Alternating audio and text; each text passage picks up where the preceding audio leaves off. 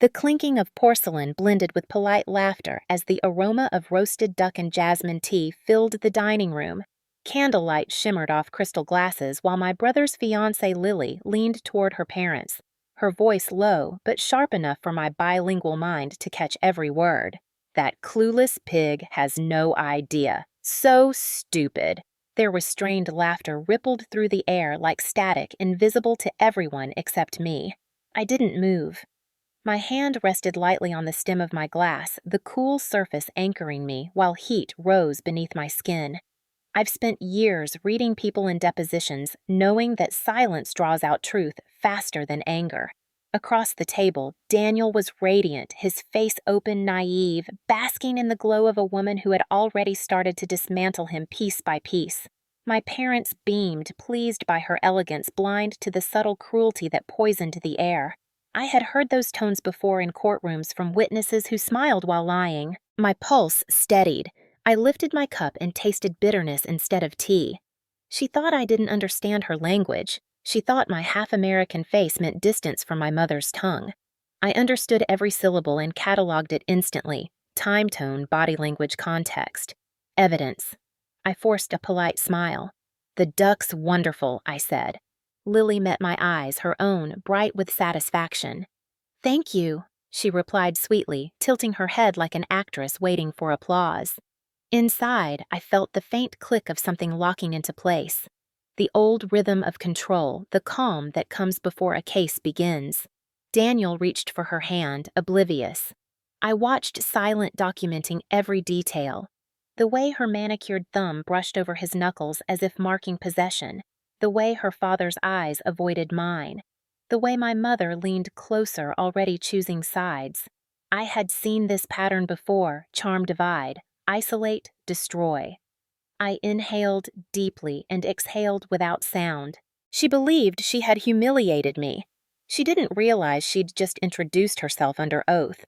Someday soon she'd learn that quiet people can be dangerous when they start taking notes. I grew up in a house where silence was considered virtue and obedience was mistaken for love. My mother May ruled through the fine art of comparison, always pointing at my brother Daniel as the standard of warmth and success. "Be more like him," she'd say, folding laundry with that tired smile of authority. Daniel was the golden child, gentle, dutiful, a boy whose mistakes were called experiments, while mine were labeled rebellion. My father, Peter, avoided conflict the way others avoided illness. When voices rose, he disappeared behind the newspaper, nodding as if agreement could erase tension.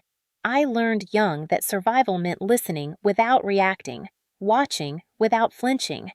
Maybe that's why I became a lawyer. In court, truth had structure, feelings had consequence. But home was chaos wrapped in porcelain manners. When Daniel introduced Lily 6 months ago, my mother cried tears of pride. "Finally, someone refined," she said, clasping Lily's hands, her voice trembling with approval. I hadn't heard since I passed the bar exam. I noticed Lily's precision immediately, the calculated pauses, the warm tone that cooled when no one looked. Her compliments felt rehearsed, her charm too perfect. She studied me like an opponent before trial. During that first dinner, while everyone admired her stories about volunteering and simple values, I watched the small gestures, the flicker of her eyes when Daniel spoke the way she corrected his phrasing mid-sentence. Control disguised as care. At work, I had handled cases involving psychological abuse. Victims often said the same line, "It started small."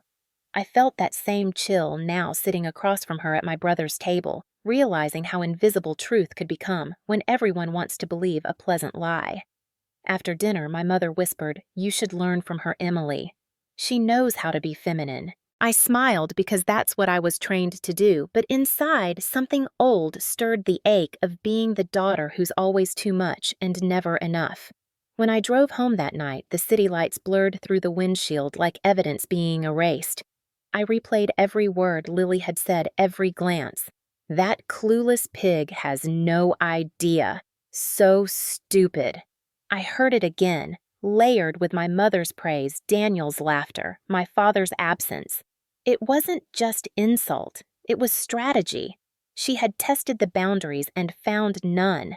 At home, I sat at my desk, opened a new folder, and typed the title, Case YA147, Subject Lily Jang. Old habits die hard. I wasn't sure yet what she was hiding, but I knew one thing: people like Lily never mock out of impulse. They mock out of confidence, and confidence like that usually has a trail. The weeks that followed blurred into rehearsed civility and subtle warfare. Lily was careful, too careful. She knew how to throw daggers wrapped in compliments, how to twist a room so everyone thought the tension came from me. She called often, inviting me to brunches, family dinners, and planning sessions for the wedding.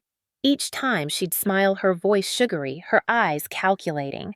At brunch, she told Daniel, "Your sister's so serious. Maybe she'll loosen up once she finds someone patient enough." My mother laughed, a soft conspiratorial sound, and I saw Lily's mouth twitch in victory. That's how manipulation works. It recruits an audience. Gaslighting is never a solo performance. It needs believers. I started documenting everything.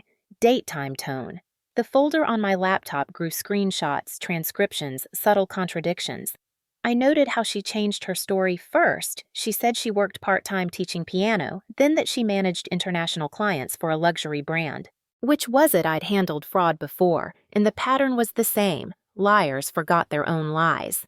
At another family dinner, Lily leaned close while serving me soup, whispering under her breath, "Try not to spill this time." I hadn't spilled anything. Daniel frowned at me. "Why do you always look angry?" I smiled, tasted the bitterness under the broth, and realized she had already started turning him. That night, I replayed the recording from my smartwatch, the tiny microphone catching her whisper perfectly. The precision of her cruelty chilled me more than rage ever could. I remembered the domestic abuse clients who'd told me, "He only hurts me when no one's watching." Lily's method was the same: erode confidence, isolate, then dominate. By the third week, Daniel had stopped calling. When I texted Lily, replied from his phone, "He's busy. We're setting boundaries." I almost laughed. Boundaries. That word, stolen from therapy culture, weaponized by manipulators to justify control. I wrote it down, underlined it twice. Boundaries used as shield to prevent exposure. I began to feel the walls of my childhood home closing in again, the same silence, the same pressure to behave, to accept humiliation as harmony. My father avoided eye contact when I visited. My mother sighed and said, "Emily, you always make things complicated."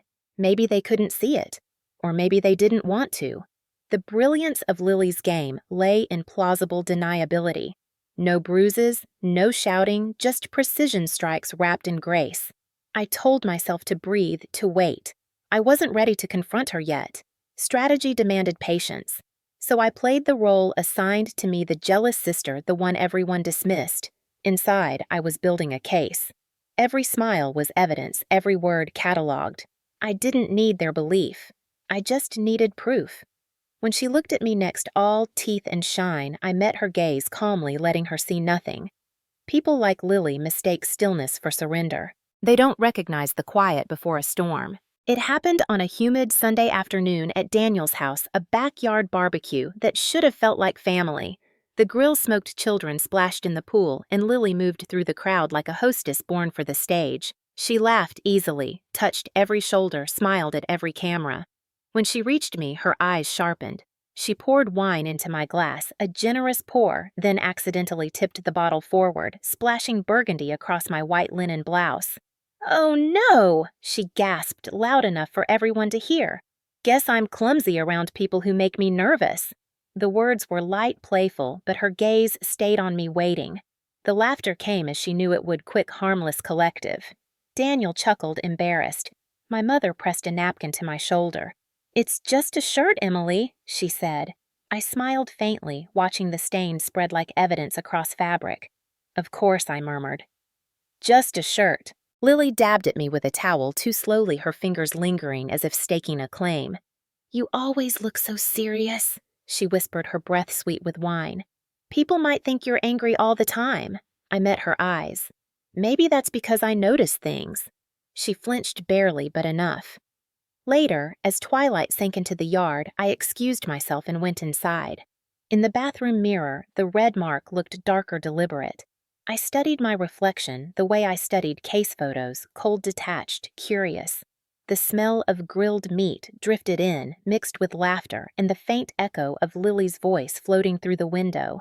For a moment, I saw my own reflection split the professional who defends victims of coercion and the woman living the pattern she thought she'd escaped. That realization hurt more than the humiliation. I didn't cry. I never do. I cleaned the stain-changed clothes and drove home in silence. My house greeted me with stillness, the kind that hums with thought. I sat at my desk, opened my computer, and added a new entry. July 16th, 7:42 p.m. Subject initiated public humiliation disguised as accident. Response nonverbal. Observation escalation confirmed. I attached the photo of the stained blouse timestamped. Old habits from litigation made me methodical. I closed the laptop and let my hands rest flat against the wood. The tremor beneath my skin wasn't fear. It was focus. Every abuser I'd ever studied shared one flaw: overconfidence. They believed control was permanent. They forgot that some people store pain like data waiting for the right courtroom. I looked at the clock, the minute hand crawling toward midnight, and whispered into the quiet, "You've filed your first exhibit, Lily." The night after the barbecue, I sat in my office surrounded by files from other people's tragedies and realized I was living inside one of my own. Lily's cruelty had escalated from words to performance. I replayed the whisper in my head, the laughter, the stain blooming across my blouse, and I understood it wasn't impulsive. It was rehearsal. Abusers test reactions before they strike for real. I opened my laptop, the hum of the cooling fan steadying me, and began a new document labeled Investigation Notes. I wasn't a sister anymore. I was a litigator preparing discovery. I combed through Lily's public trail, LinkedIn, business registry, social media. It didn't take long for the inconsistencies to surface.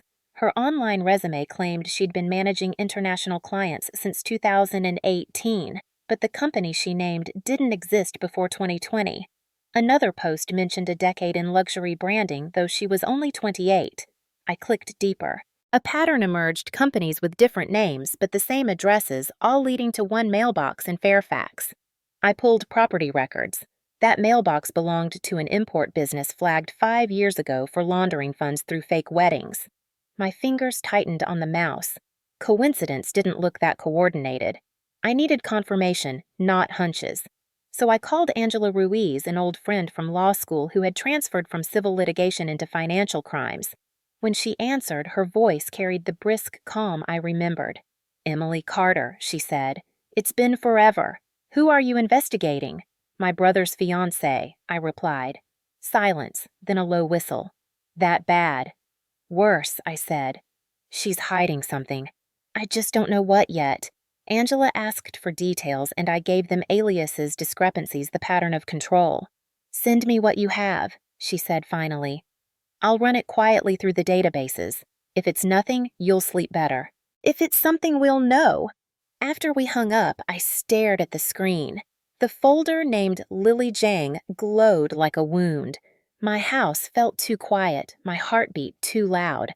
I thought of Daniel, how he'd smiled when she touched his arm, how my parents had called her a blessing. I wrote one line in my notes: "Justice begins in silence." Then I sat back and let exhaustion press over me like a blanket. When dawn broke, I brewed coffee and opened my email. Angela had written back at 4:17 a.m. Initial scan shows anomalies in tax filings. Need more time. My stomach tightened. Not fear validation. She was finding what I already sensed. I closed the message, exhaled slowly, and looked at the framed law degree on my wall. People think lawyers crave confrontation. The truth is, we crave order proof that lies can be dismantled with precision.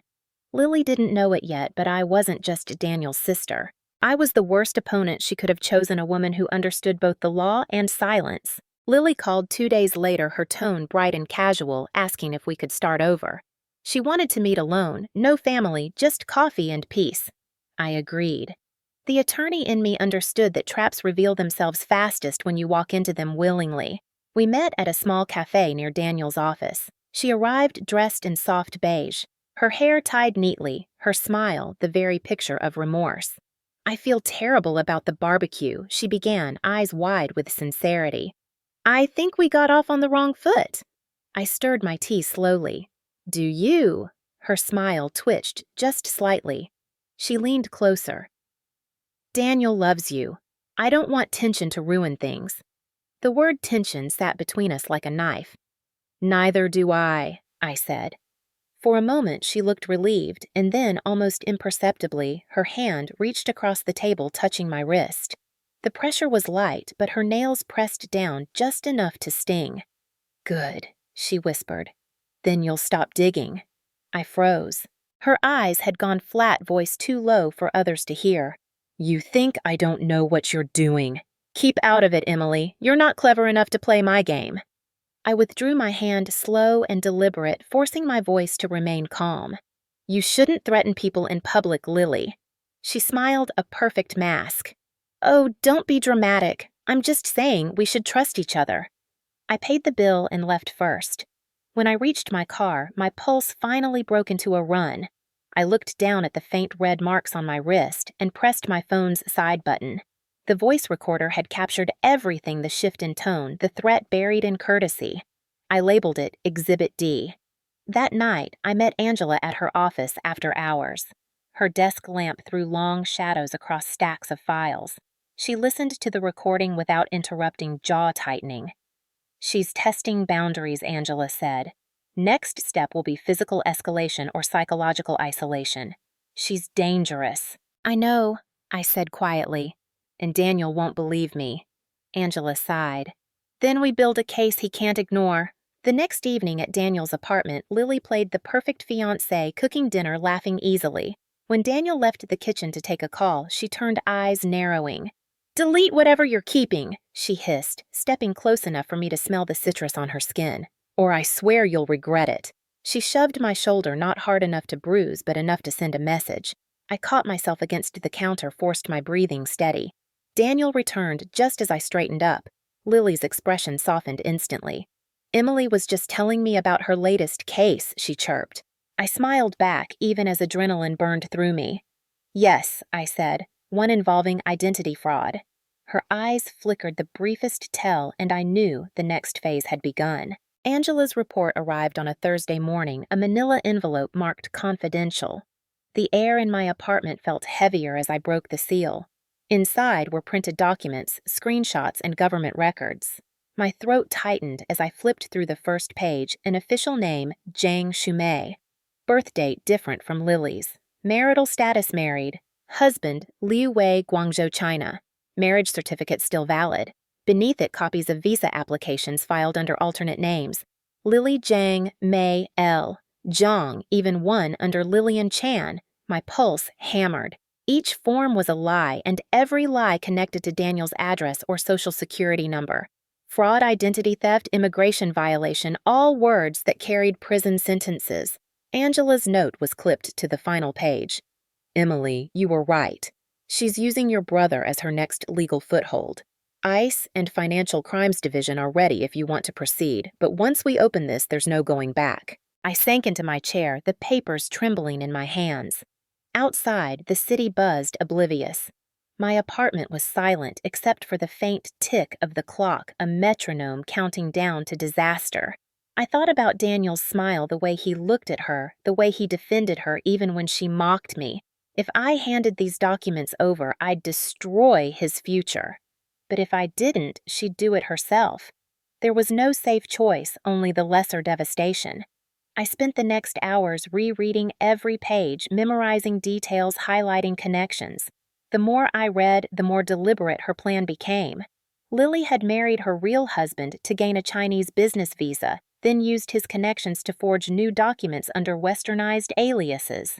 Each marriage after that followed the same pattern: romance, legal paperwork, financial dependency, exit. She wasn't chasing love. She was building infrastructure.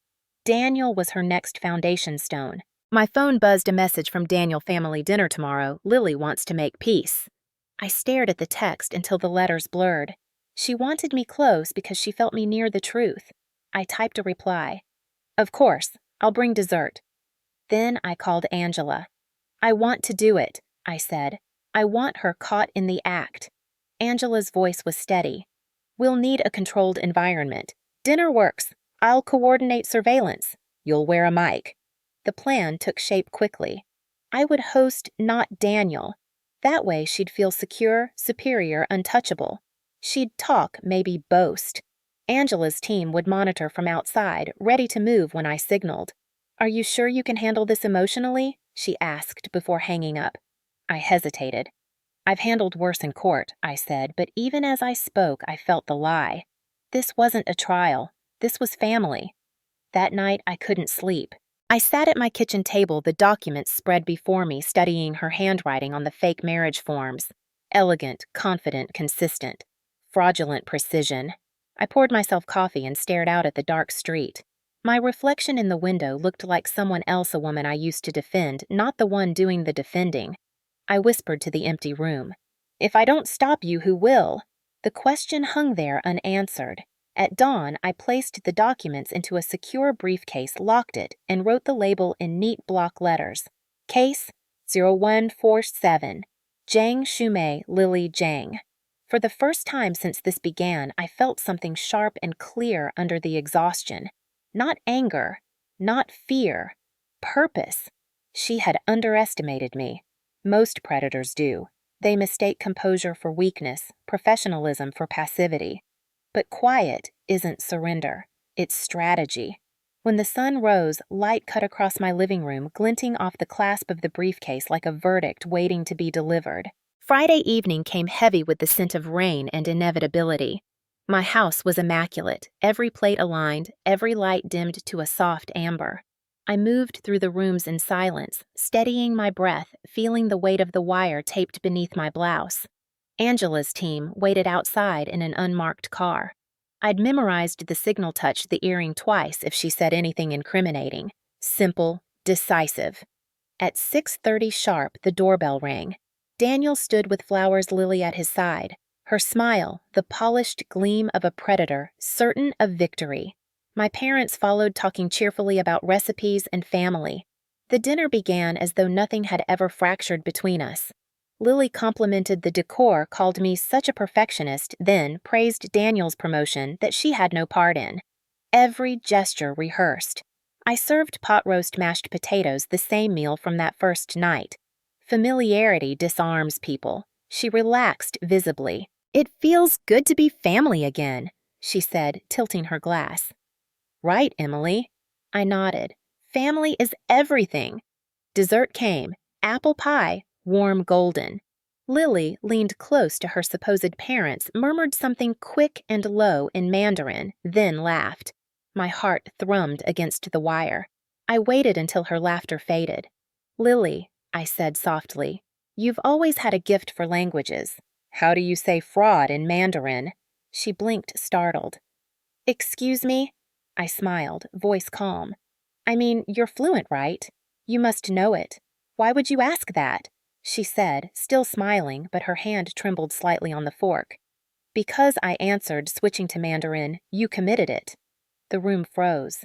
My parents stared. Daniel's fork clattered against his plate. Lily's eyes widened, color draining from her face. I continued my tone, measured and precise. "Jiang Shumei, born 1995, married to Liu Wei in Guangzhou. Fake employment records false, SSN entries, fraudulent tax claims." "Does that sound familiar?" Her chair scraped backward. "You're insane," she hissed, switching to English. "You've been spying on me, investigating," I corrected. "There's a difference. One's illegal, the other's justice." Daniel stood. "Emily, what are you doing? Protecting you," I said. Lily's mask cracked only for a heartbeat, but I saw the hatred flash there. She turned toward my parents, desperate. "She's lying. She's jealous. You know how she's always wanted to ruin Daniel's happiness." I reached into my briefcase and laid the folder on the table, each document neatly tabbed. "These are certified records from Immigration and Customs Enforcement. Your fiancé has been married for 3 years. Her parents," I looked at the stunned older couple, "aren't even related to her. They're actors she paid to play the part." My mother gasped. The older man pushed back his chair, muttering apologies in Mandarin. Lily's voice rose, shrill, desperate. "You forged this? You're crazy!" I touched my earring twice. The doorbell rang again, firm and final. Angela stepped inside, badge visible, 2 agents close behind. Lily Jiang, also known as Jiang Shumei.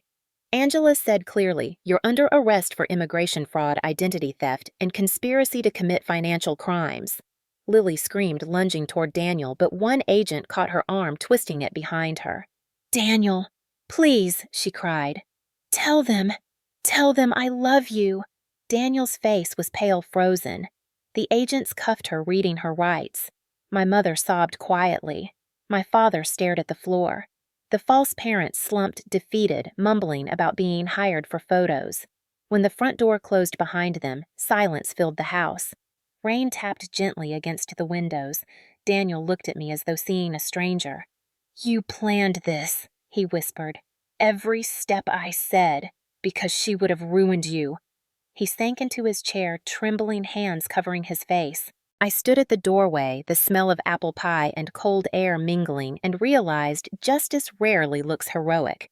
It just looks necessary. The silence after the arrest felt like a held breath that never released. The door had barely closed behind the agents when Daniel's voice broke through it, raw and shaking. "You destroyed everything he said." The words struck harder than I expected. My parents stood in the kitchen doorway, unsure whether to look at me or at the space where Lily had stood minutes before. I faced Daniel. "I destroyed nothing. I stopped a criminal from using you." His eyes burned glassy and wild. "You didn't stop her. You humiliated me. You made me look like an idiot in front of everyone, my fiancé, our parents, the world." His voice cracked. I took a step closer, lowering mine. "You were already in danger.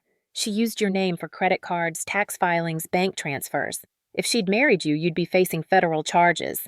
"You think I care about paperwork?" he shouted. "I loved her." That single word, loved, carried all the weight of denial. I waited, letting his anger echo until it began to collapse under its own force. "Love doesn't survive on lies," I said quietly. "It drowns in them." He shook his head. "You don't understand. You never do." He turned toward the door. "Daniel," I said, and my voice, steady low, stopped him. "Look at the evidence. Don't take my word for it." I slid the folder toward him, the same folder that had ended his engagement. He hesitated before grabbing it, his fingers leaving faint tremors on the cover. "I can't do this right now," he muttered and walked out, slamming the door so hard the window rattled. My mother sank into a chair, whispering something about how families shouldn't fight like this. My father rubbed his temples, silent as always. I stood alone in the dining room. The table still held the remnants of dinner, the spilled wine, the half-eaten pie, the impression of Lily's glass on the tablecloth. My pulse thudded in my ears, a steady reminder that peace had a price. I cleaned the dishes methodically one by one because motion kept the ache away. When the kitchen was spotless again, I sat at the head of the table where Lily had once smiled and stared at the empty chair opposite me. I should have felt triumph. Instead, I felt the dull weight of necessity. Outside, sirens faded into the distance, leaving only the rhythm of rain on the roof. I whispered to the quiet, "Justice sounds like glass breaking." It wasn't comfort, but it was true. The courtroom was cold, the kind of sterile chill that smelled of paper and disinfectant. Months had passed since the night of the arrest, but every detail remained etched in my memory. The tremor in Daniel's voice, the clang of the handcuffs, the way rain blurred the patrol car's lights as it drove away. Now I sat in the witness section facing the woman who had tried to rewrite our lives. Lily, or Jiang Shumei, looked smaller without the armor of charm. Her hands were clasped in front of her, her nails short, her hair dull under the fluorescent lights. The confidence that once filled every gesture had drained away, replaced by something colder calculation. When the prosecutor read the charges, identity theft, immigration fraud, conspiracy, her gaze flickered to me for a fraction of a second. No venom, just the quiet acknowledgement between predators who had finally recognized each other. The proceedings were methodical, clinical. Evidence stacked like building blocks, the forged documents, the fake parents' testimonies, the recordings from my watch, the transcript of her threats. Each exhibit was a nail in the structure she had built for herself. When my turn came, I walked to the stand with the same composure I used in court. State your name for the record. Emily Carter, occupation attorney, relation to the defendant. My brother's former fiancée. I told the story exactly as it happened. No embellishment, no emotion. Truth didn't need drama. Every time I paused, the courtroom fell silent as if the air itself were holding its breath. Lily watched me without blinking. When it was her attorney's turn to cross-examine, he tried to soften the narrative. Ms. Carter, would you say you disliked my client from the beginning? No, I said. I would say I recognized patterns. Patterns? Yes, the same ones I've seen in fraud victims for years. He hesitated, thrown off balance. The judge intervened before he could recover. Move on, counselor. By the end of the day, the verdict was inevitable. Lily Jiang Shumei was sentenced to 5 years in federal prison and immediate deportation upon release. Her accomplices received fines and probation. As the judge read the sentence, I looked at Daniel sitting 2 rows behind me. His eyes were red-rimmed but clearer than they'd been in months. He didn't speak, just nodded once when our gazes met. It was enough. Outside the courthouse, reporters shouted questions. I said nothing. The world didn't need another headline about betrayal. It needed proof that justice still functioned quietly, precisely. That evening, I sat alone in my office, the verdict sheet beside my coffee cup. The words felt heavy yet cleansing, like rain washing soot from glass. My phone buzzed a text from Angela. "It's over. You did good." I typed back. "We did necessary." I turned off the light, letting the darkness settle. Through the window, the city glowed in its ordinary rhythm, cars' neon lives continuing. Somewhere inside that motion, Daniel was starting over. I couldn't repair what had been broken between us, not yet, but at least he was safe. The law hadn't healed us, but it had stopped the bleeding. And sometimes that's all justice can do. Weeks after the verdict, the noise faded, but the silence remained. I went back to work, drafting contracts and reviewing cases, but every page reminded me of Lily's lies, how professional documents could disguise intent, how affection could become evidence. Healing. I learned doesn't come from verdicts.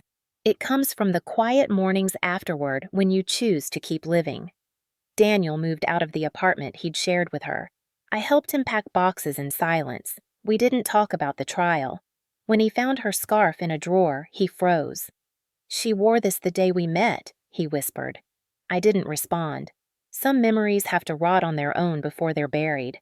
By spring, he had started seeing a therapist, someone I'd recommended but never admitted to vetting. Trust doesn't rebuild all at once. It's incremental, like evidence assembled for a case that matters too much to lose. One afternoon, he came to my office carrying coffee. "You look tired," he said. I laughed softly. "So do you." He hesitated, then asked, "Why didn't you tell me you spoke Mandarin?" I met his eyes. "Because people reveal more when they think you can't understand them." He nodded slowly, something shifting behind his gaze. "You were right," he said finally, "about everything." I wanted to tell him that being right had never felt so much like losing, but I just said, "I'm glad you're okay." Later that evening, alone in my apartment, I opened the file cabinet and found the folder labeled Case 0147, Jiang Shumei.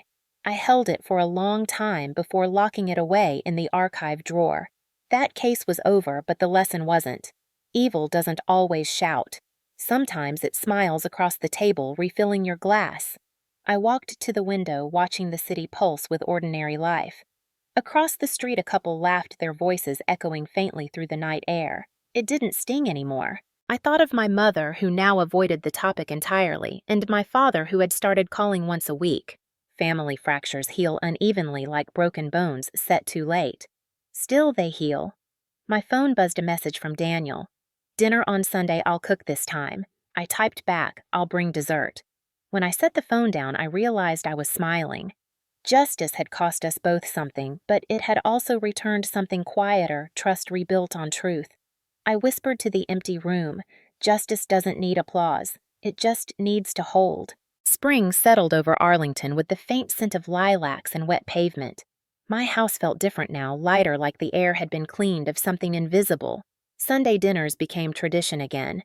Daniel would bring groceries, I'd make coffee, and the quiet between us had finally turned companionable. We didn't talk about Lily anymore, not directly. The court's verdict was final. The story concluded in legal terms, but emotional justice takes longer. Sometimes he'd pause mid-conversation and I'd see the shadow pass across his face, the look of someone remembering betrayal not as an event, but as an atmosphere. One evening while washing dishes, he said softly, "I used to think love was about trust." I glanced at him. "It still is." "You just learned that trust needs evidence." He smiled faintly. "That's very you." Maybe I said, "But it's also survival."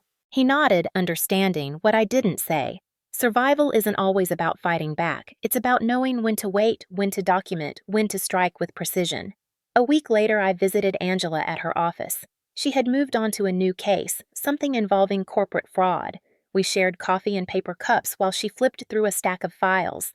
"You ever think about writing it down?" she asked suddenly. "Your story." "Not as a case file, as something people could learn from." I considered that. "Maybe one day," I said, "when it doesn't feel like evidence anymore." "It already doesn't," she replied. "It feels like closure." On my way home, traffic crawled along Jefferson Davis Highway, the same road where I had once met Angela in secret, terrified and resolute. Now it was just another street. Healing hides in ordinary things, I thought. In the grocery list you make after trauma, in the sound of a sibling's laughter returning. That night, I opened my laptop and created a new folder. Not a case file, not labeled or time-stamped, just a blank document. At the top, I typed one line: "Justice doesn't shout. It documents." Then I closed it without saving. Some lessons don't need to live on paper. They live in behavior. Months later, I stood in my backyard watching Daniel help my father fix the old fence. My mother sat on the porch sipping tea, her approval quieter now tempered by what we'd all endured. The sun dipped low, gilding everything in soft amber. Daniel caught my eye and grinned the kind of grin that didn't need words. He was okay. We both were. Inside, the clock ticked softly, the house humming with normal life. I walked to the bookshelf and ran my fingers along the spines of legal texts, stopping on one old volume I hadn't opened in years, Evidence and Procedure. I thought about how those same principles apply outside the courtroom. How you collect proof of love, loyalty and danger, not through paper but through observation. People show you who they are. The trick is believing them the first time. As twilight deepened, I sat on the porch, notebook in hand, not to record, but to remember. What Lily had done was monstrous. Yes, but she had also revealed something I might never have learned otherwise, that silence can be power, that knowledge can protect better than rage, and that justice, when delivered cleanly, heals more than it hurts. I breathed in the night air and whispered, "Case closed." The stars above shimmered faintly, their light delayed, but certain like truth itself. And for the first time in a long while, the quiet didn't feel like waiting. It felt like peace.